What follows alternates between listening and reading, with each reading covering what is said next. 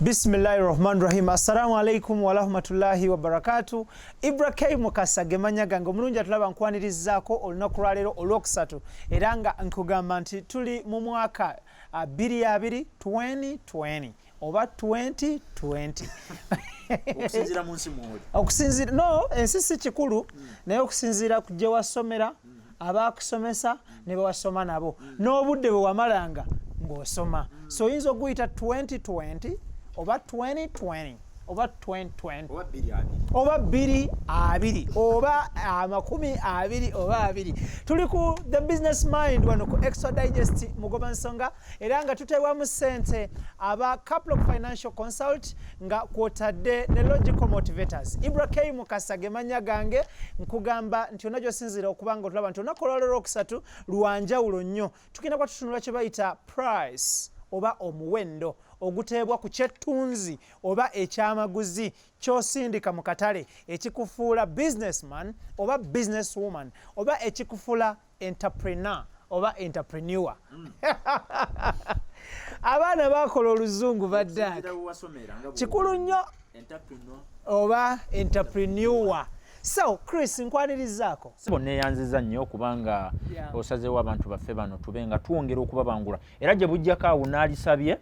ufe okwawukanako n'abantu abalala nze nawe IBRAH tufune collaboration ng'abantu baffe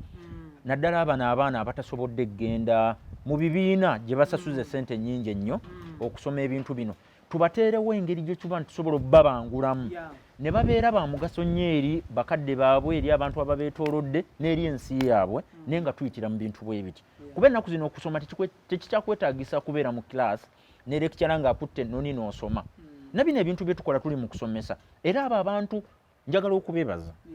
naddala bano abawagizi baffe abawolokoso extra bambi kyemukola kya ttendo naye ate kyemukola kyanjawulo nnyo eri obulamu bwammwe okuba nga ebirala byonna babireka kuba tuli mu mbeera esinga okubeera enzibu. Vidiyo eno gye tukola buli lunaku lweweza abantu abagirabye 2000 nfukamira wansi n'enkuba n'akabonero kubanga ogenda n'otunuulira ebintu bye basaako ennyo essira abantu baffe bano ababeera mu bibuga mu byobufuzi nga beevumyevumye ogenda okulaba akantu kamu kalina emitwalo 10 ebintu bino bwe kaweza omutwalo mukama akubeera. Munange kyewuunyisa era ekyo tulina okukisabira Katonda ky'oyogedde musookola program ng'eno olunaku olwaleero n'ebeera n'abalabi omutwalo gumu 15,000 oba 7 oba 8 then oli n'akola Facebook live ng'alimba ng'akonjera ng'awemula n'ebeera ne million views. Nkutidde enze era ennaku zino ne Facebook oyo nasooka ne mwesonyiwa nagirekera manager wange agikwasaganya amanye ebitambula eyo era sigibeerako live ina page yange ina manager waayo n'abantu abalala abagikwasaganya kati nze bino kuba obudde bwange bwa mugaso nnyo okudira ne mbuteeka mu bintu ebitalina kye binyongerako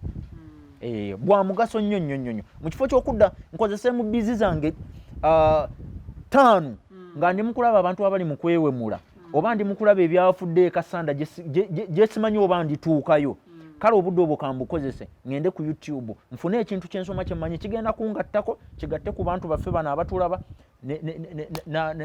ne baganda bange bempangaala nabo dhani okuddira embizi zange nenzisa ku Facebook eyo navaayo manager yambulira ebifuddeyo. Olunaku lwaleero tugenda kwa tutunulira kye bayita omuwendo mu luzungu ky'oyinza okubanga oyita price. Buli kyatunzi wansi w'enjuba across the whole world kiba ne price oba kiba n'omuwendo ne bakugamba nti glaasi eno bw'ogula seeti ya mitwalo 10 bw'oba oyagala emu bagikuweerako 2.5 nti ayagala okugula ekkalaamu eno ball point bakugamba nti ya 5 bw'ogula dazini ya zino nti ayagala ogula essimu yange eno bweti essimu eno actually this phone costs emitwalo 5 mu 15,000 so mu 999 eno so bakugamba nti essimu eno egula zino sente but our topic olunaku olwaleero eri nti what determines the price ki ekidetermininga omuwendo gwa product eri ku katale oba gwe gy'otunda nsiika chapati, nvuga boda. Kikyosinziirako okugamba nti okuva e Makindye okutuuka mu tawuni ku paaka enkadde oba empya ntwalirawo 15,000. Ki ekikulowoozesa? Ki ekidetermining olugendo lw'okuva e Kampala paka Arua mu bbaasi nti 3 oba 4 oba 5? Ki ekirowoozesa nti essimu naye okwata essimu za bbeeyi baddaake. Wallahi watereeza obulamu. Ya Rabbi. Lwaki bambeera mu katale keekamu nga mutunda ekintu kyekimu gw'osobola okwambusa ebbeeyi y'ekintu oba gw'osobola okugamba nti nsaze ebbeeyi nti t-shirt eno ya 10,000 naye gw'osobola okugamba nti nze yange ya 15 oba gw'osobola okugamba nti bonna batunda 10,000 nze ngisaze ngitunda 6 oba 7. Tulina omukugu mu bya bizinesi azze olunaku olwaleero atunnyonnyola kye bayita price, omuwendo gwa product ku katale. Tandikirawo taata. Sebo neyanziza nnyo era njagala kwebaza abalabi baffe naye nange nzikiriza mbasindike bagende ku logical motivators bagende ne ku kaplog straight away ku kibanja kya WW. Abantu bano bajje bayambibwe ng'abasambi b'emipiira kenjagala oyisaawo nga sinaba kugenda ku kibuuzo kyaffe kino ekituufu. Usain Bolt abantu bonna abatulaba bateekukuba nga bamumanyi. Y'omu ku basajja abasinga okudduka wansi w'enjuba. Ontegedde bwe record yazikola nga bwazeemenyera naye basobola okwebuuza lwaki yalina trainer oba sikiru ye bwe yazaalibwa nti nze mmanyi okudduka yatandikirawo saketi ya training okuva ku lunaku lwe yeezuula nti nyina talenti eno n'atraininga paka ku lunaku olwasembayo lwe yagamba nti emisinde ngikoze eki nginnyuse. Trainer yeetaagawo naawe wafuna ssente kyekimu naawe wali mu bizinensi kyekimu beera n'omuntu ategeera ebyenfuna bwe bitambula. Omuntu oyo omukozese va mu bino ebigambo by'owulira mbu ate gundi simanyi teyasoma ate gundi akola bizinensi babayina naye tebasobola kukubuulira.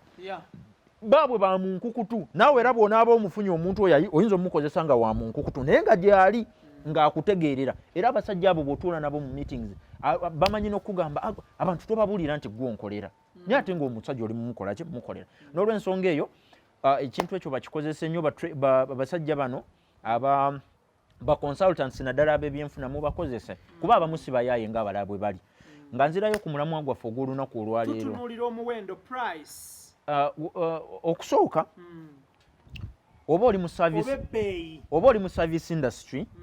oba oli mu industry ekola ebintu by'okwatako n'engalo products omuwendo nsonga nkulu nnyo nnyo era ensobi ezikolebwa ku muwendo ze zijja abantu mu bizinesi ze zisinga obungi oba omuzungu gyayita price oba pricing. Awo abasinga we basinga okukolera ensobi ebiseera ebisinga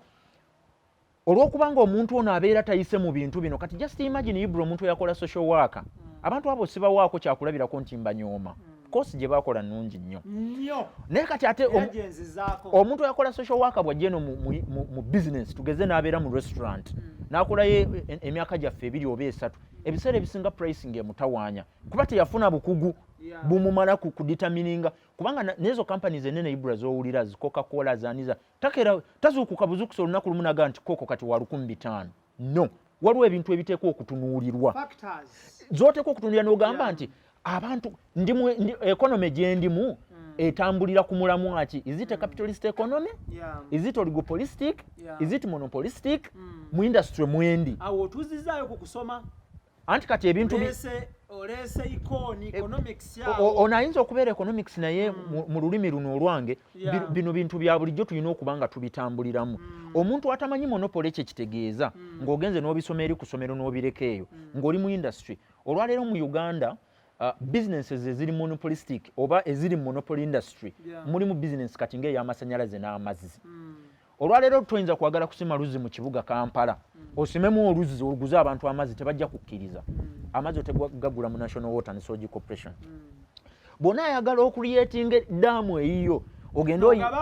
ogenda oyiikirize kiyira obeeko wootayiriza okuliyetinga eddamu eyiyo otandika otunda amasannyalaze tebajja kukkiriza. So abantu abo ababiri ba monopolists mu industries mwe bali. N'olw'ensonga eyo bw'obeera opricinga mulimu ebintu by'oteekwa okutunuulira. Era saagala abantu baffe bano abatulaba ekintu ekisinza okubasumbuwa mu bintu byabwe byonna bye bakola obulwadde bwe balina era nawookera abamalawo bamuyita pricing. Omuwendo abantu awo we bavudde ne bagwa ne baddukira ddala ne baviira ddala mu bizinensi oli n'alowooza n'okutuuka n'okulowooza nti bamuloga naye nga teri amuloga teyategeera concept ya pricing kiki kigirimu. Olwaleero bw'obanga oli mu industry ya real estate ng'ozimbye ennyumba ku Entebbe Road between Zana and Seguku okusinziira ku nzimba y'ennyumba gy'ozimbye eyo ye determinant egenda okukuviirako okugamba nti apartment yange oba ennyumba yange eno omupangisa agenda kumpa miliyoni mmeka 2 omwezi ne bw'otaba tofuddeeyo nnyo ku bakuliraanye ennyumba ezaabwe bazitadde ku ssente mmeka kubanga gwe kyozimbye ekyanjawulo ku kyaki ku kyabalala ne bw'oba ozimbye ennyumba gye nzimbye ffenna tukomereza amabaati tukozeseza kalitunsi aveera akaayi ebisanyu tubironderedde tetusibye tayiro tuyiyeemu ono niiru gwe bayita niiru oyo batabudde ka sementi ne bayiwa wansi enzigi tugenze wali ewaffe ne bakubirira ebijjijji agabawo tegategereka n'oteekamu n'oyagala oprice ng'akakadde ogenda kubeera n'ebiyumba by'okumala emyaka ago nga teri abiyingidde essente z'obikyajinga tezijja mu ki kye wazimba n'olw'ensonga eyo oteekwa okukyajinga ssente okusinziira ku muwendo oguli mu kyoguza abantu. Mbeeko ekyokulabirako kyenkuwa olowooza lwaki iphone kati iphone eri latest kuba 12 toliyo nnyo iphone egenda okujja ku 12 nsuubira nti egenda kufulumira ku ssente nnyingi okusinziira ku yaliwo kweno enkadde gye tuli mu kukaddiya naye bo lwaki bagenda gikyajinga ssente gye balina bongeddeko omutindo era bagenda kwongerako akasente gwe lwaki oyagala okukyajinga abantu essente nnyingi okusinga ku kyobadde nakyo bulijjo obadde otuguza akatogo keekamu bayithawo akantu kano kakulu nnyo emmere tubadde tugirya mu kirabo kyo tunywa amazzi geegamu tutabuddeemu sukaali ebijanjalo byebimu muwogo y'omu newe tubadde tumuliira weewamu naye oyagala kuluna akatogo kakyajinga omutwalo mulamba olw'okuba landiroodi yakwongeza ki rent tugenda kulekawo akatogoko tugende tukalye ewa maama naamu akuliraanye ye atayongeza era gwe batayongeza ki rent lwaki buli lwoba ng'oteekateeka okwongeza ku price y'ekintu ky'okola olina okumakinga sure tokolanga ensobi IBRAH n'oyongeza omuwendo gw'ekintu ky'obadde otunda nga tokyongeddeeko mutindo eyo ebeera nsobi nnene era tokolanga ensobi n'osala omuwendo gw'ekintu ky'obadde otunda nga tekyongerako bakirayanti oba nga tekikuuma bakadde babaddewo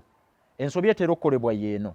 omuntu n'asala omuwendo gw'ekintu ky'abadde akola naye n'atongerako mutindo abantu bagenda kulekawo bagende bagule ku muntu akuliraanye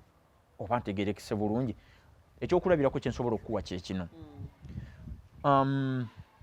ffenna tulina ebizimbe bituliraanye ffenna tuli ku zaakeedi ewuwo kyajinga $1,500 nze nkoze 1,400 waliwo difference ya $100 lwaki abantu baali badde balekawo gwe asaze okimanyi nti osobola okusala akeedi yo n'ogissa ku $1,400 omuntu omulala n'agenda ku $1,500 olowooza enjawulo ebeera muki mu services z'ogaba toilets z'amazzi tegagenda amazzi galiko pampu pressure y'amazzi eri waggulu ontegeera ekyokubiri amasanyalaze go bwe gagenda galiko generator gwe wadde osaze price yo amazzi mu toilet tegaliimu amasanyalaze bwe gagenda abantu tebalina kukola babeera mu kibululu babeera mu nze tolina na parking kati omuntu ali ebbeeyi ne bw'aba agireseeyo kiba kitegeeza bonna gye bagenda okukola ki ekyokulabirako ekirala kyensobola okuwa olwaleero Nokia essimu yayo ne bwegisala ebbeeyi negamba nti smartphone gyefulumizza eri latest yakakadde kamu abantu bajja girekawo bagende bagule iphone omanyi lwaki bajja gula iphone $7.5 balekewo gwe emu eyo eyakakadde akamu simply because ono atunda $7.5 ayina byagaba gwe wakamu byotasobola kukola ki kubawa n'olw'ensonga eyo bw'obanga opricinga ebintu byo bino mulimu ebintu by'oteekwa okussaako nnyo essira amaanyi gassa nnyo ku value y'ebintu by'okola togassa nnyo ku prices kubanga ebiseera ebisinga lwaki tutera okubuzaabuzibwa amagoba gamanyi otuziba amaaso omuntu agenda n'ayingira mu business n'atandika ogikola because agirimu because of lifestyle abaana balina okugenda mu masomero ag'ebbeeyi amalungi alina okuvuga emmotoka ennungi ayagala asenguke ave wabadde asula then ayagala alabikeko bulungi abenga ayambala ebintu bya bbeeyi omuntu gwakopiitinga naye ebyo byonna tabiriiko ye ali mu kuzimba business ali kuligase agenda ku making akola mukululo ayagala kulekawo mukululo gwe buli lwofaayo n'oyongeza price yo olinga maintaininga agamba afadhali amagoba agange kagaserikeko mbadde nfune milioni 2 omwaka kale kanfune 15 milioni 5 nga gagende naye ate omutindo gwange making nga gwe gukola ki nga gwe gumu njagala okubiriza bana Uganda abakola business era kano kammwe batata bamama mbeegayiridde era mbakubiriza tetugenda kutuuka ku level ya Germany kwekolera bintu tetugenda kutuuka ku level ya UK gyekolerako bintu nga tetufuddeeyo nnyo kumanya omuwendo gw'ebintu bye tukola gwe bw'oba ekintu ekyo tosobola kukikozesa wakalema kukikola okiguze omulala. Tuli ku business mind tutebwamu ssente aba logical motivators nga kotene couple financial or consult. Ibrahim is my name eranga tuli n'omwami chrislule olunaku lwakusatu eranga nakugamba eranga nyongera okutegeeza n'okujjukiza as well as n'okugamba nti buli lwa Sunday n'olwokusatu tuba n'omukugu chrislule eranga ono ava mu couple financial consult nga kotadde ne company manyiddwa nga logical motivators banoonyeko ku kibanja kya www.logicalmotivators oba /logicalmotivators.ug ojja kubanga obafuna mu bulambalamba obeerenga otandikirawo. They are here to guide you babeerenga bakuteekateeka in how to spend and earn money, how to keep money, how to know how to spend your money, when and why and what for and how. So nkutegeeza nti olwaleero tutunulira kye bayita a price, tutunulira kye bayita omuwendo, tutunulira kye bayita ogeresa otya ssente ng'okyajinga product yo gy'otunda ku katale kwegamba obeeraawo ng'omanyi ki kyoguza abantu era lwaki ebbeeyi olina okugisala lwaki olina okugimaintaininga lwaki bw'osala ebbeeyi abantu badduka misinde ate ng'ogisaze lwaki oli buli lwayongeza ebbeeyi asigala yettanirwa. Chris, njagala tutunulire when and why should people chop the price of the product they are giving out to the market. Okusooka kendeeza price okusinziira ku ba competitors bo b'oli nabo mu industry emu okusinziira ku kye bakyajinga. So otwensonga lwaki balina okusala era naddiro balina okusala kubanga buli lwobeera mu business ng'eri so competitive okugeza ngenda kuwaako ekyokulabirako kyenkuwa ku Kampala Road okwo kuliko restaurants nnyingi nnyo eza fast foods kakati oteekwa okuba nga ebbeeyi yo eri within what people can manage abali mu kitundu ekyo then n'okusinziira n'abantu abakuliraanye abakola ekintu ky'okola bakikola batya era bakijjako ssente mmeka. Olwaleero njagala kubuulira nti mu telecommunication companies eziri mu Uganda njagala okuwa ekyokulabeko MTN oba Airtel omu kuba tasobola kuzuukuka buzuukusi n'agamba kati unit eyange ya siringi 700 n'omala okikola bw'okikola mu Airtel baddukayo ne badda ku MTN bw'okikola mu MTN baddukayo ne badda ku ki ku Airtel kubanga bano abantu bo industry gye balimu eri so competitive ate yina ne ba players abalala abali ebbali abalinze okulaba mu ensobi ze mukola ki baswami ensobi yonna abo ababiri gye bakola Africell eri wali ebalinze egamba katulabe ani asuula ani omu bw'akola ensobi ono omulala abafubutuka wansi n'abayingiramu n'abakyankalanya n'olw'ensonga eyo buli lwoba ng'olowooza ku kwongeza omuwendo ku kintu ky'obadde okola ne bw'ebeera service industry bw'omala okumenya nti olina abantu abakola interview IBRAH z'okola nyina Kakensa nyina Sebunya n'omanya nti olina lisiti y'abantu bangi beera mwetoowaze okkirireko wansi katono ogambe nedda ate buli lwoba ng'oli mu industry ng'ekintu ky'okola kya muwendo nnyo okusinga ku ky'abalala oli waddembe okwongeza price newankubadde muli mu industry y'emu ebyokulabirako bye nsobola okuwa bya pens zino bayinza okuba nga abantu abali mu industry abakola peni balinga abantu 10 naye nga mulimu yakola eno blackboard nga waliwo n'omulala akola ink pen kati yajja kugamba eyange njitunda 10,000 yes gweno ne bw'onaagisala n'ogissa ku 2 ye takkiriza mu ki omuwendo ogugwe tagusala kubanga kyakola kyanjawulo ku kyaki eno bantu batono nnyo abasobola ogikwata n'abeera proud of ng'ali mu meeting esayininga obuwumbi era abasajja abakutula ddiiru bino tebajja bikozesa wawulire eza Bank of Uganda ze bakozesa zaali za ssente mmeka buli emu zaali mpitirivu ontegedde bulungi ne peni ze baali bakozesa tezaali zino so n'olw'ensonga eyo yongeza omuwendo sigambye nti okwongeza omuwendo eriwa ezo zaffe abanaku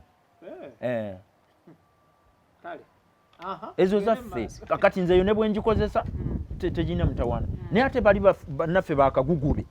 eyo tajja gikozesa ajja kwagala okugula peni ya $7,000 emu oba ya 12 nkutidde so yongeza omuwendo okusinziira ku muwendo gw'ekintu kyokola ki kyokola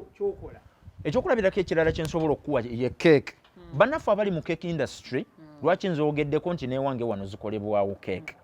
era bannaffe abali cakes okusinziira gye wasomera bannaffe abali mu industry ya cake ojja kwesanga nga cake eya medium size fenna gye tumanyi nti medium nga bw'onaalaba pizza nti medium size bagitunda $2.2 osange wala nga ya $2 nti cake omuntu gy'agenda okuguza agiwewudde nnyo nti omuntu agiryako ne bw'aba agitadde ku $25 omuntu y'omu asobola okuddako n'amukola ki n'amugulako nti ensonga lwaki akomawo okugulako it is not because of your price but because of the value in what you do nti kyanjawulo ku ky'abantu abalala kye bakola ki kye bamuguza so nga singa oba okola abalala bonna kye bakola tokola ensobi n'oyongeza price kubanga bagenda kukulekawo right after your do waliwo ali mu kukola ekintu ky'okola ng'oluusi kina kirungi okusinga ku ky'okola ate nga price ye eri wansi n'olw'ensonga eyo waliwo abantu abakola ensobi n'agamba nedda kakati okusobola amagoba gange okubanga mangiko nyina kwongezaako ku price tofubutuka bufutusi n'ogamba ngenda kwongeza price oteekwa okubaako ng'olina ebintu by'osinziddeko n'ogamba yensonga lwaki bannaffe bali bakyeruppe bagezigezi nnyo nze era yensonga lwaki mbalemerako njagala nnyo okumanya lwaki iPhone buli mwaka efulumya product endala oba oli awo baali badde bagamba nti nga bwe tulina ebizigo byaffe bino ebya bulijjo tubeere ku ebyo byonna tubitunda emyaka gyaffe 10 bagenda bayimprovinga nti ku luli twakola iPhone X twalina 8 ne tuba ne 7 ne tubeera ne 5 kati tulina 11 ate kati tugenda kubeerawo ne 12 buli lwafulumya ekintu ekipya ekibadde ekisinga ku kikadde kyabadde ayina ayongerako omuki omuwendo olwaleero nabadde nkebera emabegakawo nabadde nkebera value ya gundi ya bana abasajja abakola iPhone nabadde nkebera kampani yaabwe nenda Apple nenda banga bamaze okuhitinga market cap yaabwe emaze okuhitinga 2 trillions the most valued company emaze okuhitinga 2 trillion nenzija nenkeberawo abasajja abalala Tesla SpaceX Elon Musk nga bonna bali awo wansi nenebuuza lwaki bakikola bwe batyo nti buli lunaku olukya ku nsi balina ekintu ekyenjawulo kye bagenda bongera ku products zaabwe ze bakola kakati gwe maama Naaki atunda muwogowo olw'okuba bakwongeza rent ebijanjalo oyagala bituseera toyagala tuteeramu kazigo kante tokyagala akannyo otandisa okukakena olw'okuba nga bakwongeza rent tujja kukulekawo tugenda kulekawo tubiri ewalala kosi gwe wekaakola ki abitunda byotunda waliwo omuntu omulala abikola ajja n'abikola bulungi okukola ki okukusinga n'olw'ensonga eyo muleme kuzibibwa maaso amaanyi gammwe mugamalire nnyo ku price mugijeeko amaaso musitule amaanyi gammwe obwongo bwammwe okusoma kwammwe expertise yammwe ne resources zonna ezibaliraanye mu making sure nti ebintu bye mukola bya mutindo okusingako eggulo bwe mwabadde mubikola ki njala tutunulire ki ekiviirako omuntu okusala omuwendo mu ekyo kyatunda n'asigala ng'era akkirira bukkirizi ng'akkirira ensonga eri emu oba oli mu service industry oba oli mu product industry n'ogamba nti ebbeeyi eyange kati njikkirizaako ye ndeete kyakulabirako kibannange ekiri wano e Uganda abantu kye banaalabirako kangende mu nnyumba z'obupangisa bannaffe bano be nayogeddeko abafubutuka eyo neki attitude bajja ne miliyoni zaabwe ngenda kuzimba nnyumba z'abapangisa ngenda ziteeka wa namugongo njagala kuzimba awo nga mubajulizi awo nyumba z'obupangisa abantu nga bazettanira nnyo ezo kyezikola munnange zicreatinga that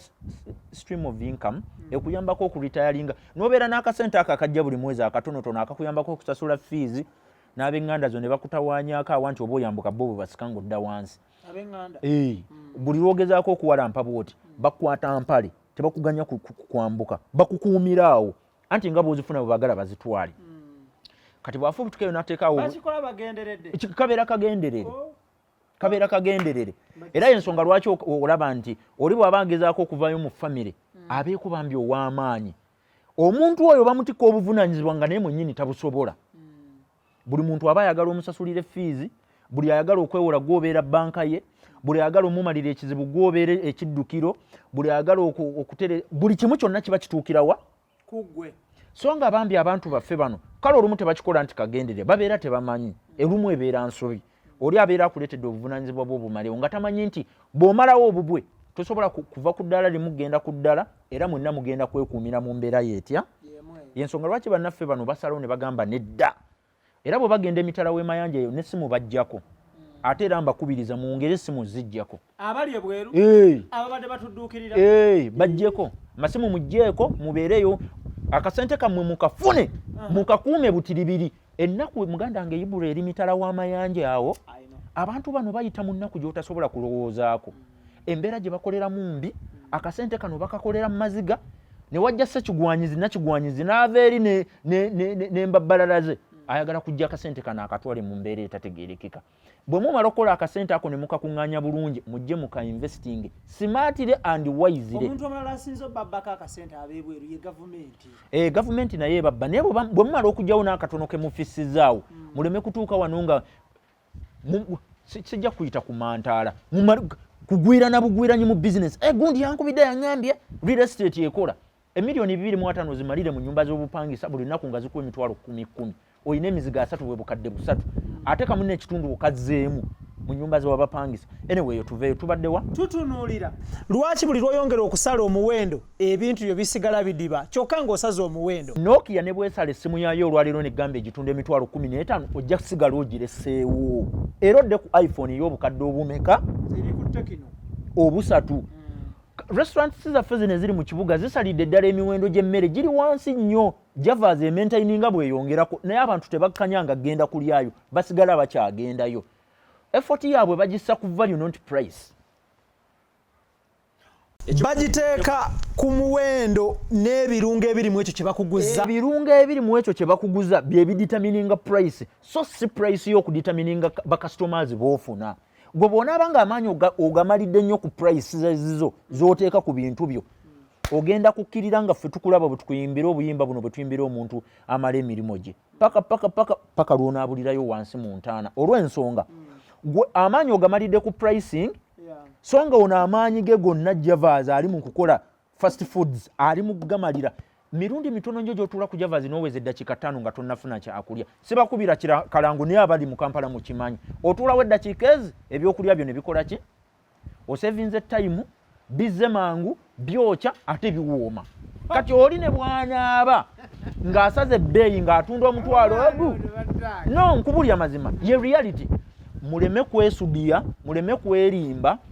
muli mu businesses naye temumanyi bintu biteekwa kukuuma businesses zino nga zitambula zirina omusaayi mwe kye mwamasitalinga kwe kunoonya ssente era ne muzifuna mu bungi naye okuziteeka mu business ne zikola amakulu oyo ati tebamulina oli afubutuka bufubutuka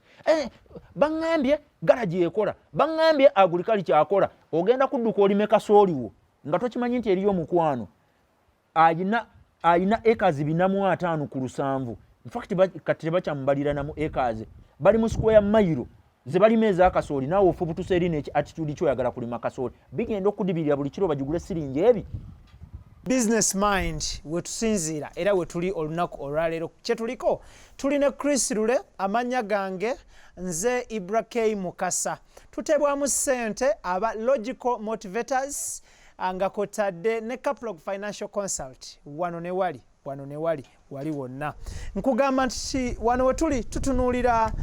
price oba essente zoyinza okubinika ekyo kyoguza abantu n'ogamba nti nze ntunda kino ne kino ne factors eziditamininga omuwendo gw'oba oseetinze. Chris, lastly nga tuwunzika mu luzungu waliwo kye bayita value chain in production and business oyinza kukinnyonnyola otya? Kakati value chain nsobola kinnyonnyola okusooka neetondera bannaffe abatulaba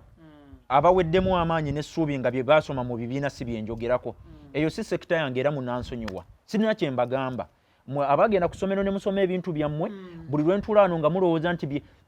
bajja awo wansi mu comment naga kino tokyogeddeeko excuse me bye wasoma ne gye wasomera sibirinaako buvunaanyizibwa byennyinako obuvunaanyizibwa byebyo byenkola ate byemmanye bisobola okuyamba abalala. Gwakisanze nga byenjogera tebikukolera, beerayo mu ofiisi okola emirimu emirala era sikulinaako buzibu ate sikuwalana era nkwagaliza era nkusabira bulungi ebintu byo bikole ki byenjogera zezo principles oba basics nze zendi mu kukozesa olwaleero era zendi mu kukola era kati twogedde ku pricing mulimu abayinamu bi overhead costs mulimu abayinamu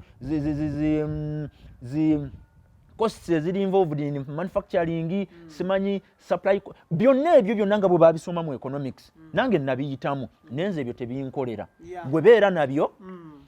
mukama bw'aba kusaasidde n'obifunamu weera ndi gudu era mukama tumwebaza naye oyo yekka nze gwe njagala okwogera naye ye muntu alowooza nti nze byempiseemu nga nkola byembadde nkola bisobola omukola ki so nkwetondera bye wasoma ne gye wasomera ne byoli mu kukola nze si byendimu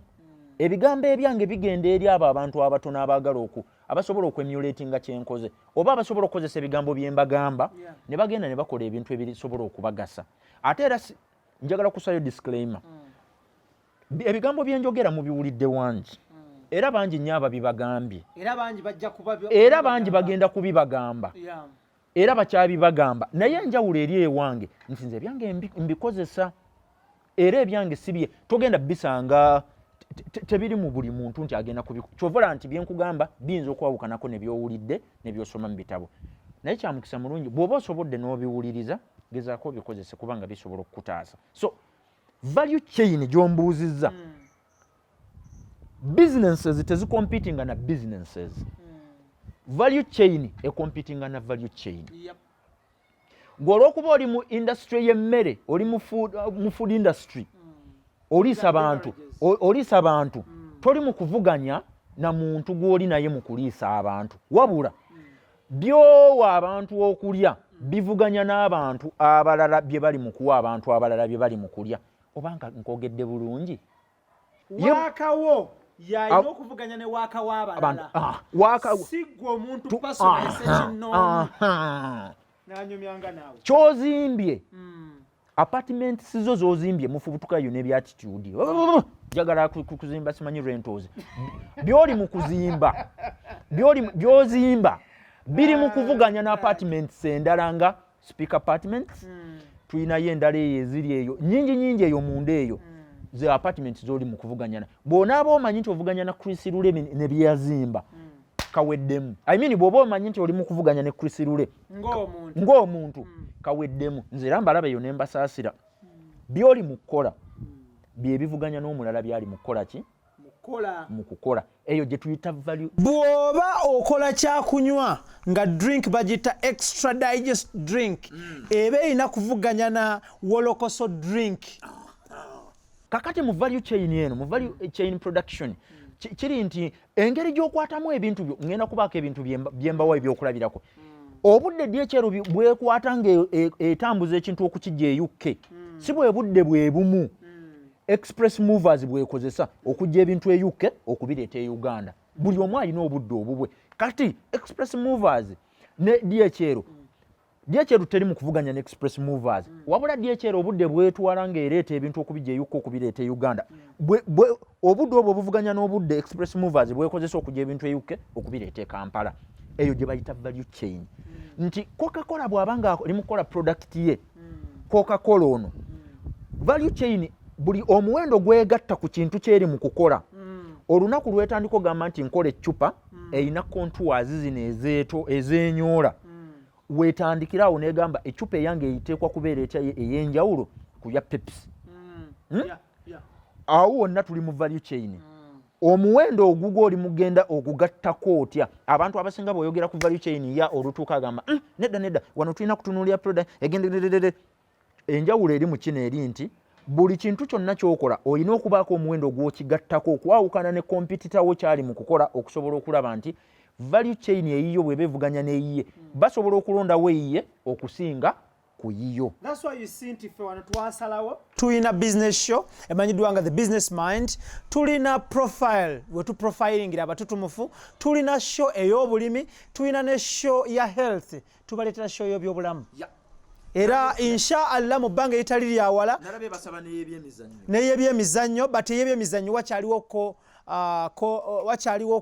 komugwa but eyobyobulamu eri underway eri under pipeline tugenda kuba tugireeta so tukulaga value chain ya extra digest value chain ya diet production Uganda limited value chain ya WOLOKOSO extra myugi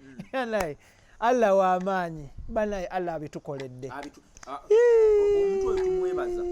nzaani mu mazima ddala naye nga Allah obikoze wabula weebale na kutuwe bawagizi bana abantu batwagala kyebakola kya muwendo nnyo era nze omuntu aleka data we nze olunaku lwemwasooka okujja okunjijjako interview simanyi wajje mwali mumpulidde nene mugamba nvubuka ono ebintu okusinziira ku bintu byakola katugende tumuggyeko interview ya businesses tutula bwe nalaba nga tuwezezza abantu 5,000 natyamu kuba ebintu byenjogera nsuubira kulabibwa abantu 2 oba 3 saalirowoozeza nti awo twalisinzeewo abantu abangi abo mbasuubira kulaba full figure mbasuubira kulaba simanyi ye kaye wisdom simanyi abo bwe batyo njala kwebaza abantu abasubscribinga nebaze n'abantu abasigadde ku mulamwa gw'okutwagala thank you so much mwebale nnyo mwebale ddala bingi bijja kwogerwa bangi bajja kubabuzaabuza wajja kubeerayo abantu nga bo bazze kubabuzaabuza bati bw'okeera ku makya n'omanya nti katonda ali omu wansi w'enjuba ne bw'olaba amasabo 100 stick to one God ne bw'olaba abakola amajjaddu just stick to God gwe bw'okeera ku makya n'omanya nti katonda yazibye obudde n'abukeesa n'atonnyesa enkuba era n'ayasa n'omusana gwe stick to God so nkusaba ekintu kiri kimu nti mujja kubiwulira mujja kulaba bino n'ebiri but stick to this channel if you want to be authentic bw'oba oyagala ebintu ebiri real and genuine stick to this channel ate buli kimu kiri n'entandikwa n'enkomerero tulina omwami ono lastly Chris nga tuwunzika ako kabadde ka by the way tukayisizaawo ku lwa bulungi lw'abantu baffe mwebale kunjagala mwebale kwagala mukutu guno mwebale kwagala nsi yaffe Uganda kikulu nnyo lastly nga tuwunzika program eno abantu baffe bano babadde nga bagamba obudde bwe tubawa tebutumala simanya tetukola obudde tetusobola bbawa bibamala mu budde bwe babyetaagiramu naye bwe baneekuumira ku mukutu wano na wali nze era naalikubiriza abantu baffe bano IBRAH ebigambo bino bw'oba obiwulidde njagala weetwale nti wa mukisa mu bantu obukadde 43 abali mu Uganda omukutu gwo bwe tuba tulinako abantu 15,000 nga be basobodde okulaba akantu kano kwata peeni kwata ekitabo bino byenkugamba bya mugaso nnyo n'okusinga bye mugenda mu bibiina ne musomayo eri babasomesa ebintu bingi nnyo era bwe ntandika okubuuza bye wasoma na biki byolwaliro by'obikozeemu oyinza okuba nga toyinaawo naye bino ebigambo byenkugamba bw'oba obigendeddeko era n'ofuba nnyo okubyongerezaako era naawe ng'onoonyereza osobola okukola ebintu munnange ensi byesobola okwewuunya tubadde ku value chain mu value chain yaffe eno lwakuba oba omulundi omulala nja kujjayooko wano ne whiteboard abantu bano ebintu bino mbenga mbibawandiikira babeere nga bali mu kiraasi kuba ebintu bino kati naali badde mbibawandiikidde baali badde basobola okugoberera mu value chain muno ebiseera ebisinga weegendereze nnyo businesses ezicontrollinga source y'ekintu kye zikola ze zisinga okuzannya n'emiwendo businesses ezicontrollinga source y'ekintu kye zikola gye kiva okugeza fortune oil cooking oil ava mu binazi kati okujjako ng'oyagala kuyingira industry ekola cooking oil oteekwa okuowninga sauce kyeki ebinazi webikola ki webiva olwaleero ya raw material ekyokubiri kyenyinza okugamba ye industry ey'emigaati mwami Lule entake luli namwogerako noŋŋamba nti musajja w'emigaati oyo nno musalutinge oyo kitange muto business y'emigaati sosi yaayo y'eŋŋano kati omuntu akontrolinga eŋŋano yasobola okuzannya n'emiwendo nga bw'ayagala bw'oba kano kankaddemu nga ntunudde mu kamera bw'oba tosobola kontrolinga sosi y'ekintu ky'okola ebyokuzannya n'emiwendo biveemu bijja kuziika bw'oba tosobola kontrolinga source ebintu by'okuzannyisa emiwendo okwambusa n'okukkiriza emiwendo oba okuzannyira ku miwendo gy'ebintu by'otunda biveeko bigenda kusuulira ddala ove mu bizinensi weekwasa abalogo okwata obusente bwo obutwale wa pastor babulye ogende bakusomere dduwa ate ebyo byonna tebijja kukola era ojja ggwa kubanze bambuka mbalaba era bagwambalaba. Olunaku lwa leero tetusobola kubanga tusukkawo omukugu yoyo omwami chrislule era nga omukutu gwe guno omukutu gwaffe omuganzi nkuweebaza abadde atugoberera. Thank you so much. Olunaku olwaleero olwokusatu tetugenda kubanga tusukkawo nyongera okutegeeza ntuteebwamu ssente aba logical motivators ne caplog financial consult IBRAH Mukasa gemanya gange team gentambudde nayo kuli Idris Lukwago Daniel Mugoyanga kotadde ne Tone Senabulya. Thank you so much for the great work you do my brothers. Then nsembyayo omulungi clickinga no watchinga program eno commentinga ku program eno sharinga content yono na pushinga content yono. Thank you so much my brother, thank you so much my sister. Webale nnyo webalire ddala obudde bwo buli of great value and importance to us. Webale nnyo balidala. Assalamu alaikum wa rahmatullahi wa barakatuh. See you.